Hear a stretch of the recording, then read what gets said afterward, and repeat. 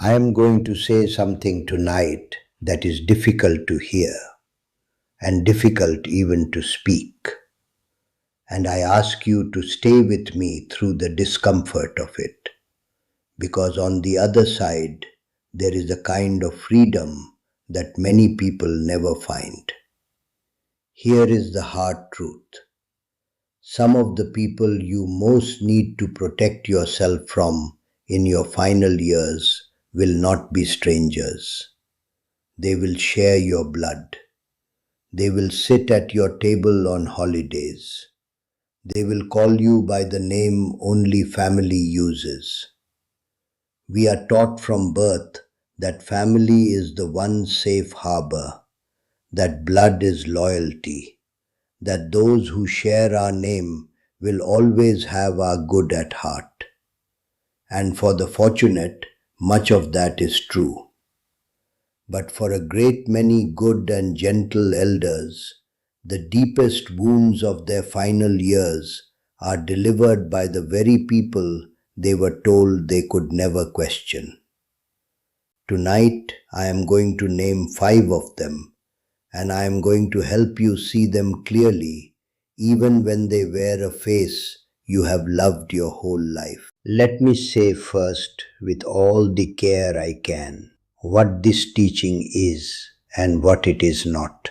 I am not telling you to grow cold toward your family, to assume the worst of your children, to build walls where there should be bridges. The Buddha taught boundless compassion, and nothing tonight asks you to abandon it. But compassion was never meant to be the same thing as blindness. You can love someone with your whole heart and still see them clearly. You can wish a person well, sincerely, and still not hand them the keys to your peace, your home, and your final years. In fact, the deepest love often requires the clearest sight, because a love that refuses to see is not love at all. It is only fear wearing love's clothing. So hear this teaching not as permission to harden, but as permission to see and to protect the sacred dwindling thing that your remaining years have become. The first you must learn to recognize is the one who has already begun, quietly, to wait for what you will leave behind. This is among the most painful to name, because it so often wears the face of a child or a grandchild you adore. But watch, and you will know them. Their interest in you rises and falls, not with your well-being, but with your assets. They ask about your will more than they ask about your health. They have opinions, sometimes strong ones, about what should be done with the house, the savings, the things you have spent a lifetime gathering, and those opinions arrive long before you are gone. To them, some part of you has already become a transaction, an inheritance to be managed rather than a person to be loved. And the cruelty of it is that they often do not even see it in themselves. But you must see it, because an elder who senses somewhere beneath conscious thought that they are worth more to their family dead than alive carries a loneliness that no amount of holiday visits can cure. You are not an estate to be divided. You are a living person, and you have every right to spend your final years, and yes, even your resources, on the life you are actually still living. The second is the one who wields the word family itself as a weapon, the master of guilt and obligation. You know this voice. After all I have done for you, a real son would. If you loved me, you would. This person has learnt that the bonds of blood can be tightened into a leash, that an aging heart is especially vulnerable to the accusation of not caring enough, of being a bad parent, a bad sibling, a burden who owes an endless debt. And so they use it, sometimes without even knowing they do, to extract your time, your money, your compliance, your surrender of every boundary you try to set. Understand something clearly. Love that must be extracted through guilt is not love, and a bond that only ever flows in one direction, always taking from you, always in the name of family, is not honoring family. It is exploiting it. You raised your children. You gave what you gave. You do not owe an infinite, bottomless debt for the crime of having loved imperfectly, as every human being loves. You are allowed to say no to the guilt wielder and to understand that the guilt they hand you was never yours to carry. Watch how this one operates, because the mechanism is always the same. They do not ask, they accuse.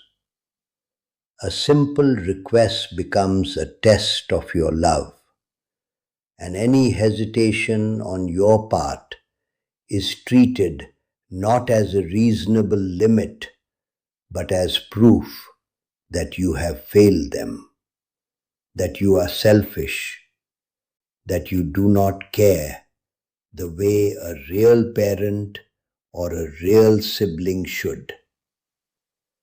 And because you do love them, because the accusation lands on the tenderest part of you, you give in again and again to prove a devotion that should never have needed proving.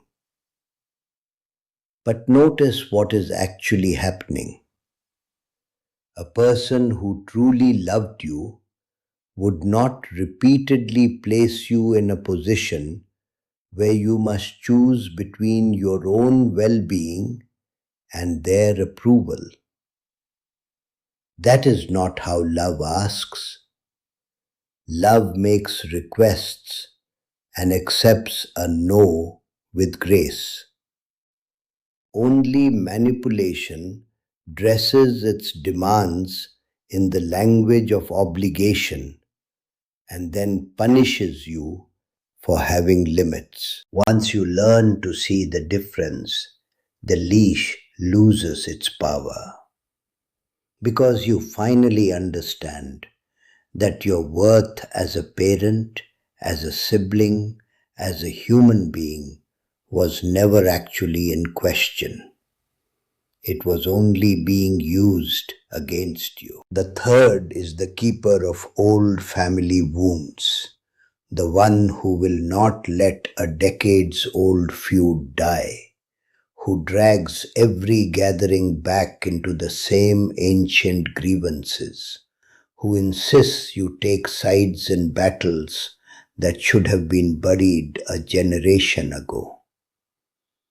Every family has its history of hurts, its old fractures, but there are those who tend these fires deliberately, who need the conflict alive because it gives them a role, a drama, a way to bind others to them through shared resentment. And in your final years, when the soul's true work is to lay things down and make peace, this person will keep placing the old stones back in your hands the moment you set them down. They will call it loyalty. They will call it never forgetting. But it is neither. It is the refusal to let a family heal. And if you let them, they will keep your remaining years chained to conflicts that should have ended long ago. You are allowed to step out of the feud. You are allowed to forgive privately, even those who will not forgive, and to refuse the poison of a war you no longer wish to fight. Let me pause before the last two, because these first three often live very close to home, and naming them can stir a real grief. If even one has brought a familiar face to your mind, I know how heavy that is. To recognize such a thing in someone you love. You do not need to act on it tonight.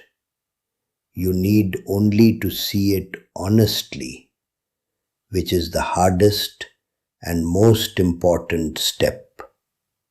If you have seen it, write one word in the comments below. Seen. Not in anger, but simply as an admission of the truth to yourself. And notice, in the words gathering beneath, how many others carry the same quiet heartbreak. Because the painful reality is that you are far from alone in this, though the world rarely lets anyone say it aloud.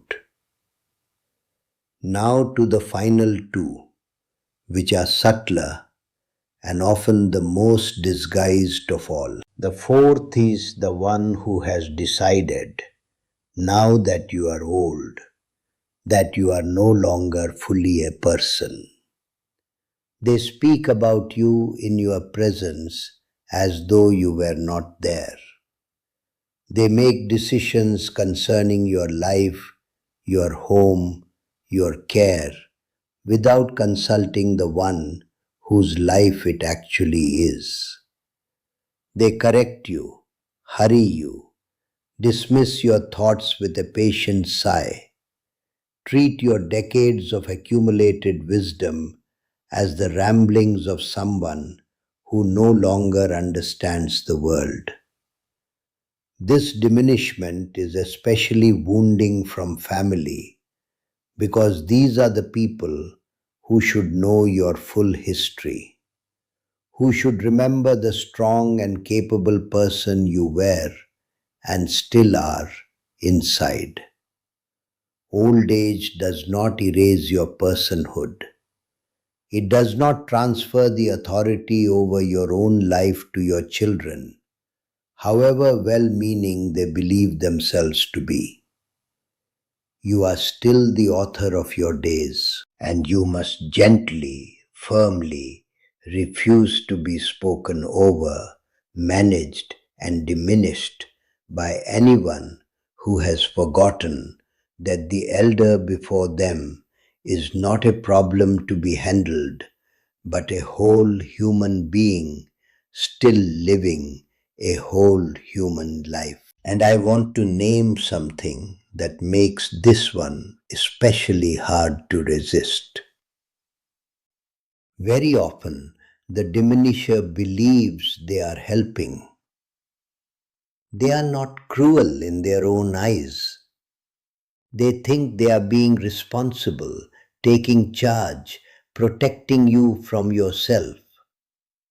And they wear their disrespect as concern, which makes it nearly impossible to object to without seeming ungrateful. But concern that erases your voice is not concern. It is control with a kinder name. There is a great difference between a child who says, "What would you like to do?" and one who says, "Here is what we have decided is best for you." The first honors you. The second, however lovingly intended, quietly informs you that your own life is no longer fully yours to decide. You may need more help than you once did. That is simply the truth of these years, and there is no shame in it. But needing help with the tasks of living is not the same as surrendering authority over your own life. And you must not let anyone, however well-meaning, blur that line. Accept the help. Keep the authority. They are not the same thing. And a good family learns to offer the one without seizing the other. And the fifth, the most disguised of all, is the family member whose sweetness is a strategy, the one whose sudden devotion appears exactly when there is something to be gained.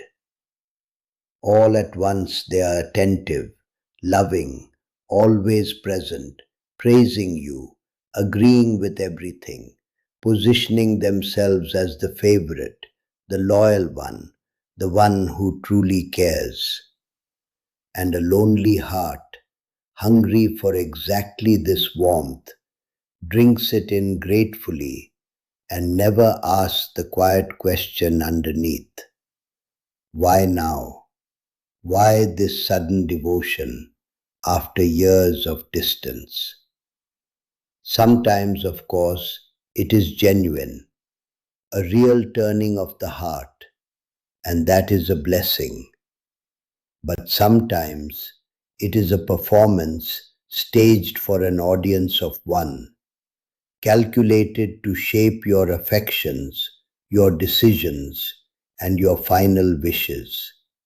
And it works precisely because it offers the thing you most long for. The teachings honor the one who tells you a hard truth over the one who offers only endless flattery.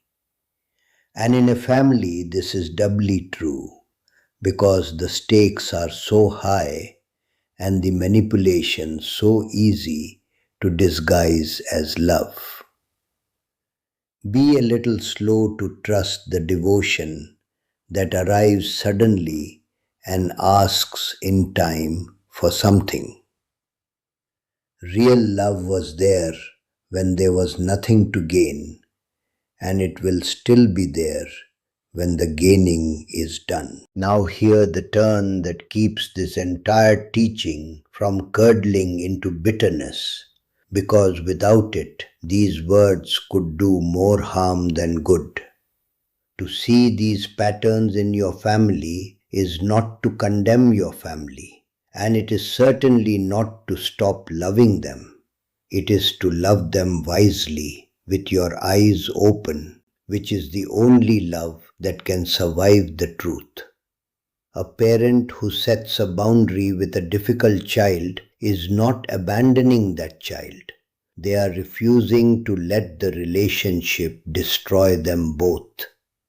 And here is the deeper thing the old masters understood. When you protect your peace from those who would drain it, even those you love, you are not only saving yourself, you are also refusing to enable the worst in them, refusing to feed the taking, the guilt, the manipulation.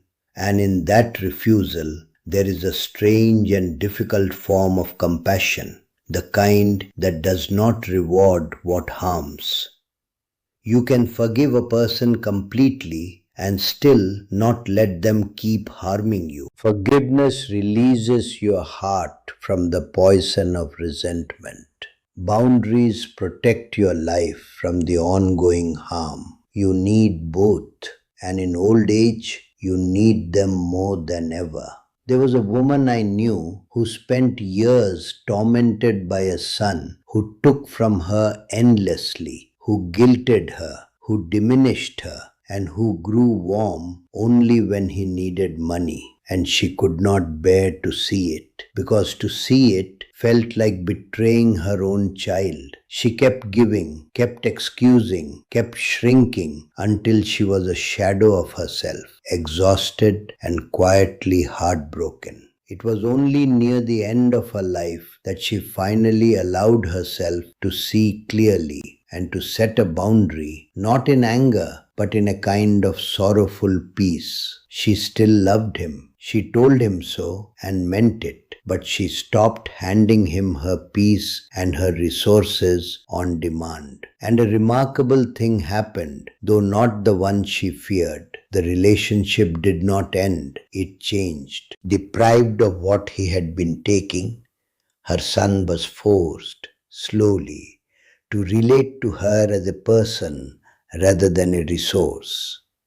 And while he never became all she had hoped, something more honest grew between them in her final months than had existed in years.